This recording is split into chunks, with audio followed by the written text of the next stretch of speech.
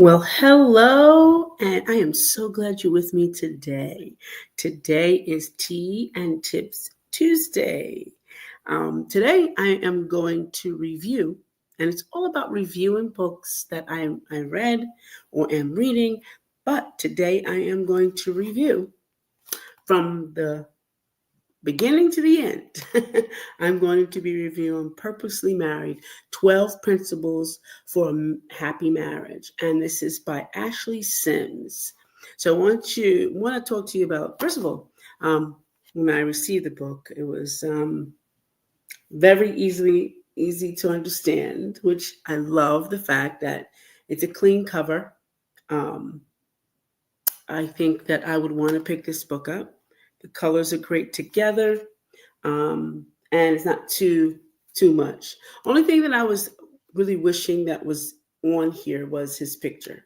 Was missing his picture, or him and his partner's picture here.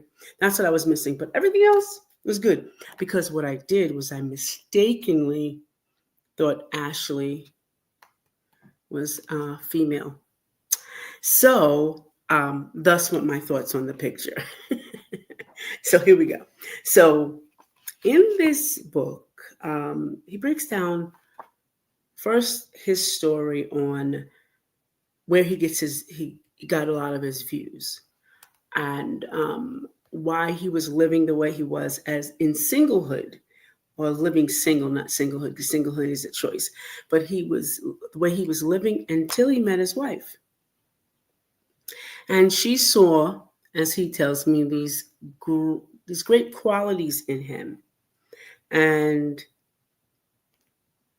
she was able to. He saw that she had these beliefs in him, and he kind of started to let go of a lot of these feelings that he had. So he tells you a little story around why he felt like that, not having a father in his life, going through all the things he went through. He tells the stories about his life and why his belief system about marriage was different. However, once meeting his wife, he decided that he would give it a concerted effort. And I think that was so important to have in the story, because a lot of times we don't hear that, or we don't see that, or don't read it, should I say, he decided to have a concerted effort to give marriage an intentional try. So what do I mean by that? You know how we go on trips, we plan for our trips. So we start planning a year ahead that we're going on this big family trip, or we plan out a trip even just to go to the grocery store. You say, okay, Wednesday I'm going to the grocery store, so I'm going to get a list together. The way that the story reads, or the steps read, principles, is that he takes the relationship as a destination, how to build on that.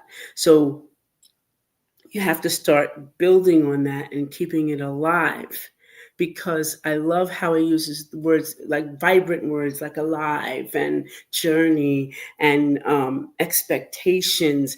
I love those words that he was using is using in the book, on to keep the marriage alive purposely, with intention and a plan. So the plan is with two people, not just one person planning on, because a lot of times we can go into a relationship and we can plan on, I don't know if this is going to last. And that's a plan, you know, but you have to sit down and make a plan on where this is going to go, see if we're going in the same direction.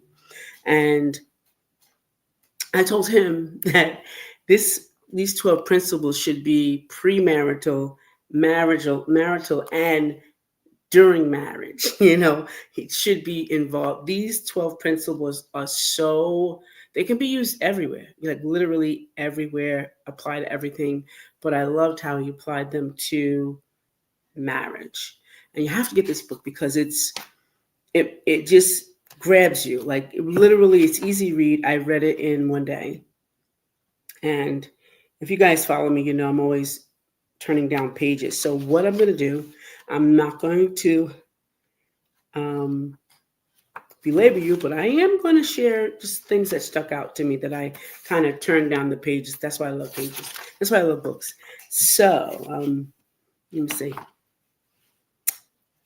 I love the part. This is a page that was page 15, becoming a team. You see how that is becoming a team. Um, so the question is, what are you going to accomplish together? What do you want your marriage to be like in the next 5 to 10 years? The team also needs a playbook to build and sustain the marriage. This can be a goal list, a vision, or a mission statement. I love that part that it's a mission statement because it is a team. And I think the first time I've ever heard the word married outside of marriage was when I formed a partnership with someone. And they said to me, well, now we're married. And when I received this book and I started reading, I thought about what we had to do in the partnership. We had to sit down, talk about what we're going to do and then follow through on the things that, what we, and wrote it down. We had to write it down. That's what we had to do. And we had to get it notarized, right? And we had to agree to it. So we had to sit down, talk about it, agree about it, write it down, then notarize it, both of our signatures, and then have checkpoints and keep, on task. We had to checkpoint. So marriage is the same way. We had a checkpoint. Are you doing what you said you were going to do in this marriage? Are you doing am I doing what I said I was going to do in this marriage? And it's not just one time, 1 year. It's literally, if you say, is it 5 years? So 5 year checkpoint. So a 10-year checkpoint. If our bodies are changing every 10 years, and every 10 years, should we sit down, right? And check and see if these clothes are still eligible to be worn. So just like that, we should be purposely engaging ourselves in creating a mission for our marriage, which I thought was very good. Very, very good, because it actually builds upon the concept of love, you know, more than the emotion, but it builds upon the actions of that particular, emotion and those words that have been said. It is building upon that. Okay, my next exciting page was, let's see, where is it? No. Oh, here's one. In a team, when one person hurts, you both hurt. That's how it should be. Meaning, if somebody's having a bad day, we should be willing to bring encouraging words or an affectionate hug to lift them up. It is vital that you don't let things linger for long. Try to find ways, try to find out what's going on and how the issue can be resolved. Don't make it worse by nagging or making light of the situation. This is a very important part because so many times our own pain and our own old issues getting into our behaviors when we're married. So we poo-poo their feelings, or we disregard their feelings, or we don't encourage them for the day, and we always have something negative to say. If it didn't go well, they'll say, "Oh well, you knew better than that," or something to that effect. But having a purposed relationship, or a mission, statement, it means that you're building them up and encouraging them up. And affection is part of it. Being affectionate is part of a marriage. We all don't have the same um, love language, but we all should know each other's love language and be able to accommodate along those lines. So All right, and I think no, we got two more. Page 18 says, team building is done with purpose and not with assumptions. I remember when my teacher, when I was young, I think I was in maybe third grade or something, third or fourth grade, something like that. And the assumption, she said, you know what happens when you assume, and she put it up on the board, and it says, you make an ass out of you and me. And we all, of course, we're young, we're cracking up laughing, and she drew a picture of a donkey. So whenever you assume something, or you're not really sure what person thinks, but you're assuming, you make an ass out of you and me. So it made me think about that. You never assume, because people are always in their head, and they may walk past you, or they may be doing something and don't see you, but you always should make it your business to purposely be in that person's life and purposely say hello or greet them or whatever. Sometimes one must become the coach and the other the player, and vice versa. Very good. But the key is to be patient with your spouse, and it will limit friction and tempers from flaring in the home. When you two are united in purpose, there are no limitations. I just love that. Love this. This book will actually help you. Um, like I said, it's usable for any plane in life, but it's mainly for marriage. And my last little notation marker, earmark, is for principle 4 of introspection. What is introspection? According to the dictionary, introspection is defined as an observation or examination of one's own mental and emotional state, mental processes, etc. The act of looking within oneself. I feel this principle has a lot to do with our decision making.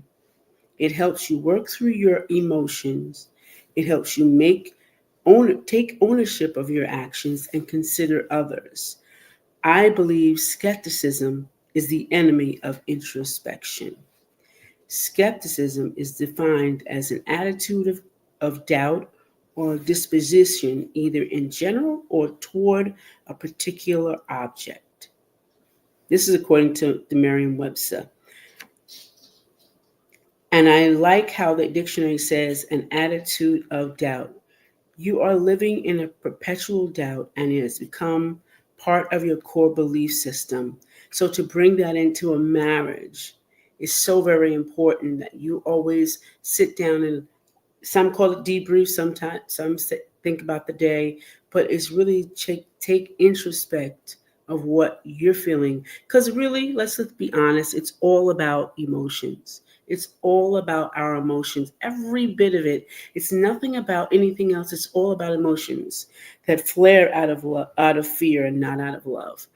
But those are my little ear markers in this book. Proposed marriage, purposeful marriage. I love the reading. I applied a lot of it to my life, and I will continue to use this. This is a book that you can go back and forth to. Remember, the writer is Ashley Sims. Not sure if they are going to do an audio book, but I would say look for it in real soon, maybe this year. But get this book; it's easy read. Pass it around. I love passing books around to other people and getting back, hopefully. But purposeful marriage. This is Edna White. I'm saying goodbye for now. If you have any comments or questions about the book, please comment below this video, and I will make sure that Ashley Sims gets a hold of them. Thanks so much, and you have a wonderful evening.